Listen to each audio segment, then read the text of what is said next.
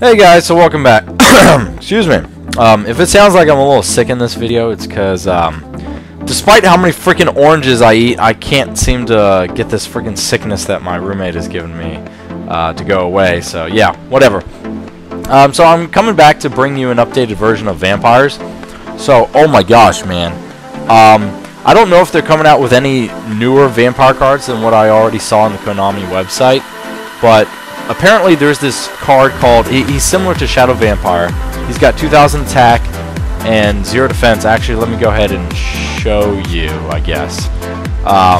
Google, come on Chrome, go faster. Oh my gosh, freaking slow as shit internet. Here we go. So, Vampire Duke. Yeah, he's really cool. Wait, what the hell?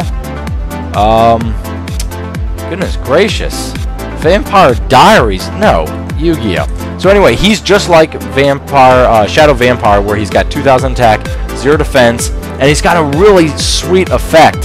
So he's also a Dark Vampire, which means that he's searchable with Vampire Sorcerer, and also with being able to special summon him with Vampire Shift.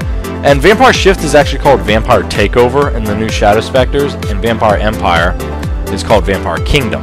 So yeah, but anyway, so when he is normal summoned, sort of like Shadow Vampire, when he is normal summoned, he gets an effect.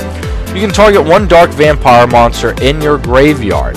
Special summon that target in face-up defense position.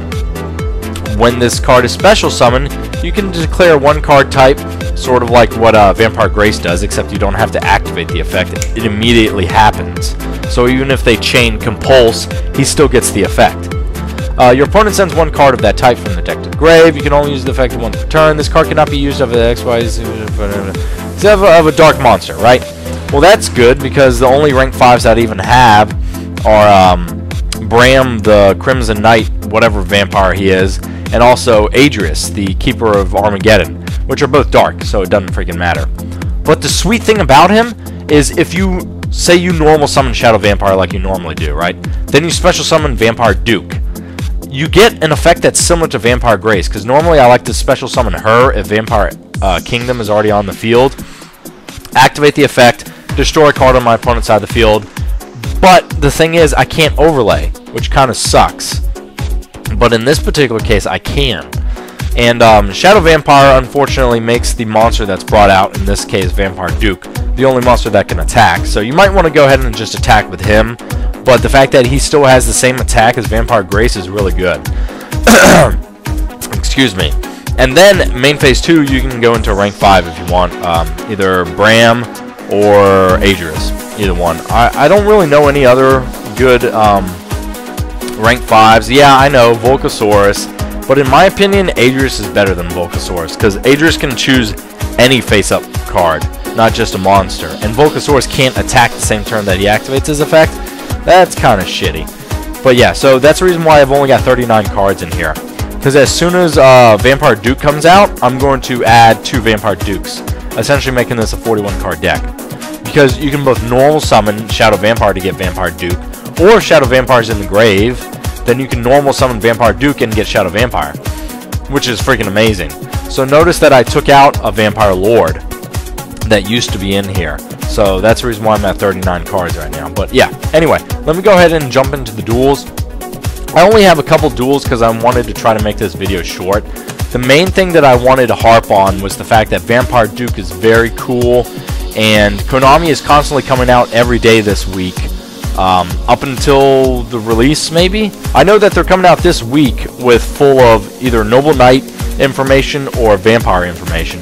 I don't know if they plan on continuing this after this week all the way up to Shadow Specters. They said that they might, so I'll obviously find out.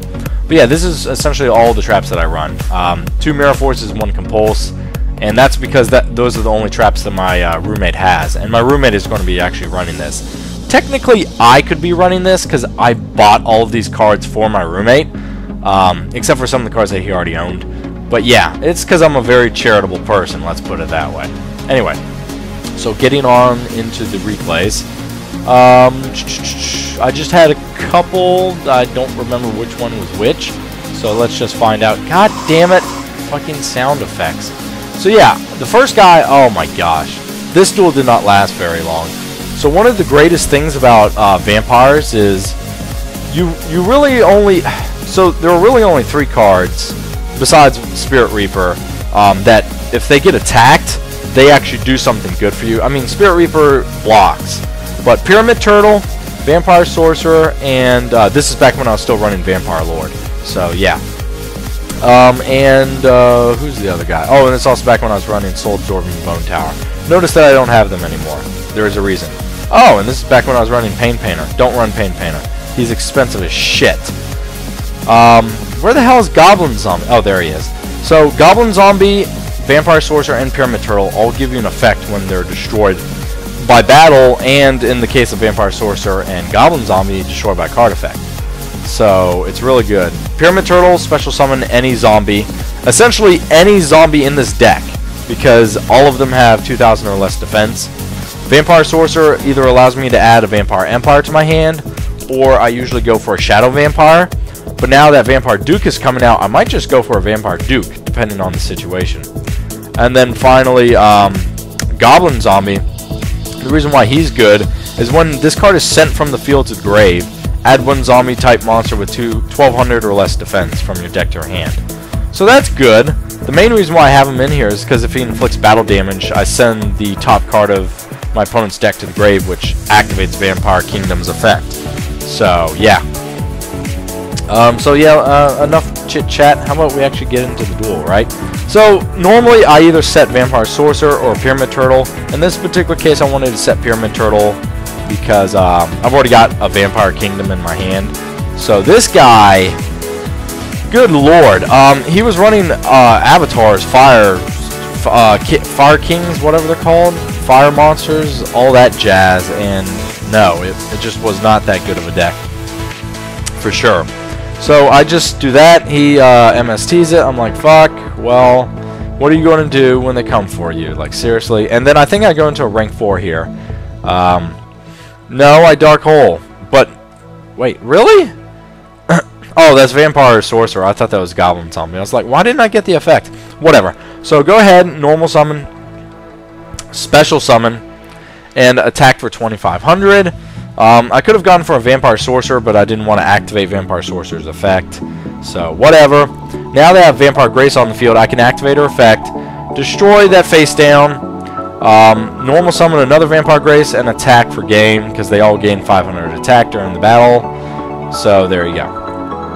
Really not that hard to defeat your opponent. And then I've got one more replay.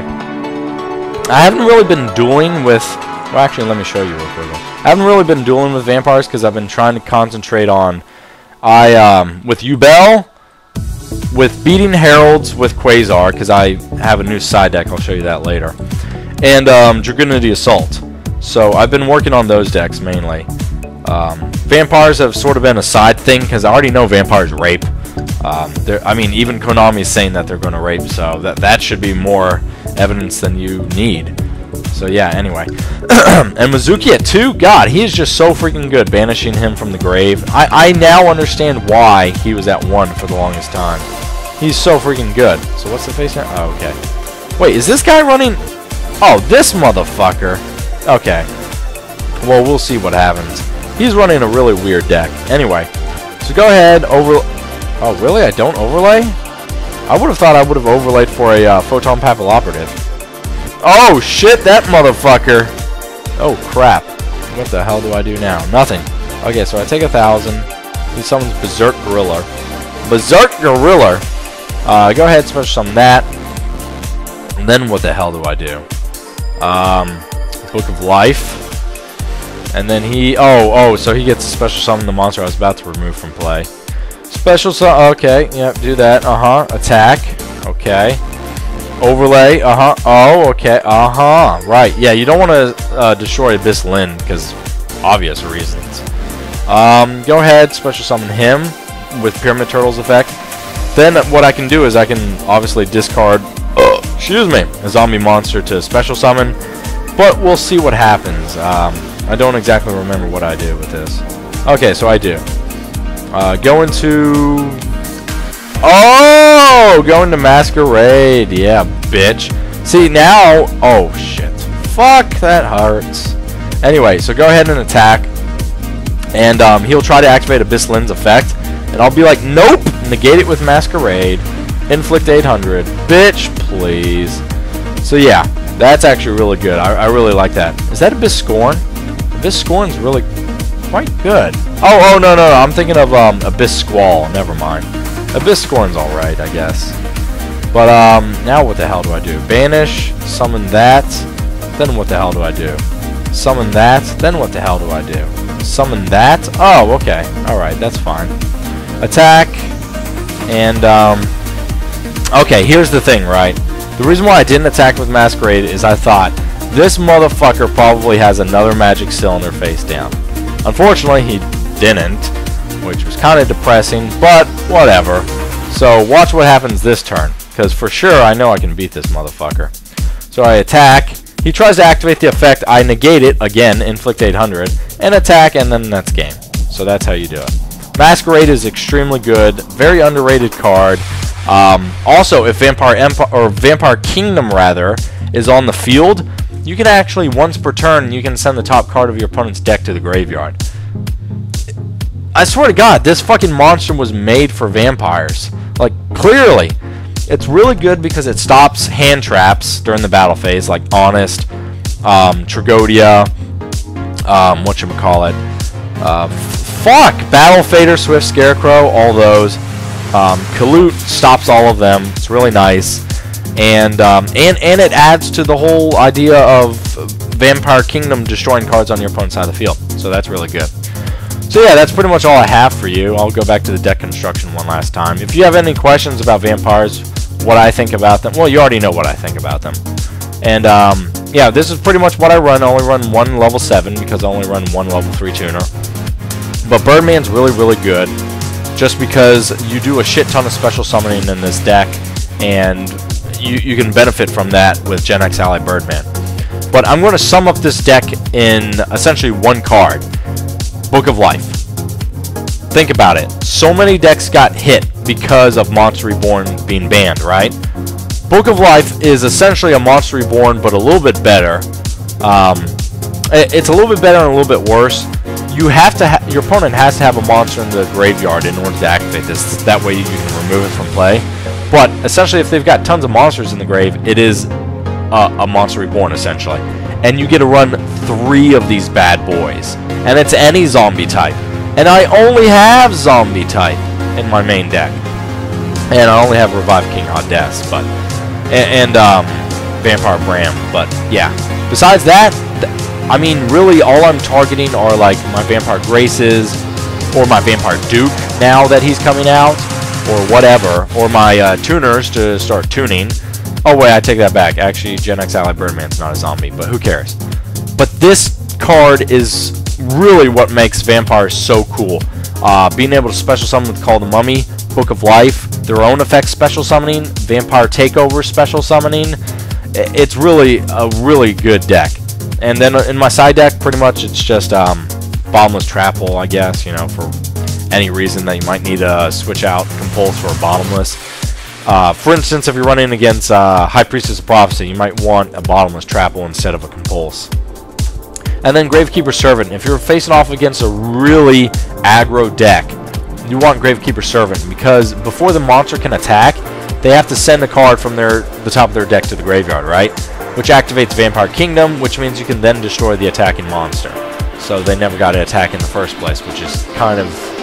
that's kind of paradoxical, I know, but yeah. So anyway, that's pretty much it. Thanks for tuning in. I'll talk to y'all next time, and see ya.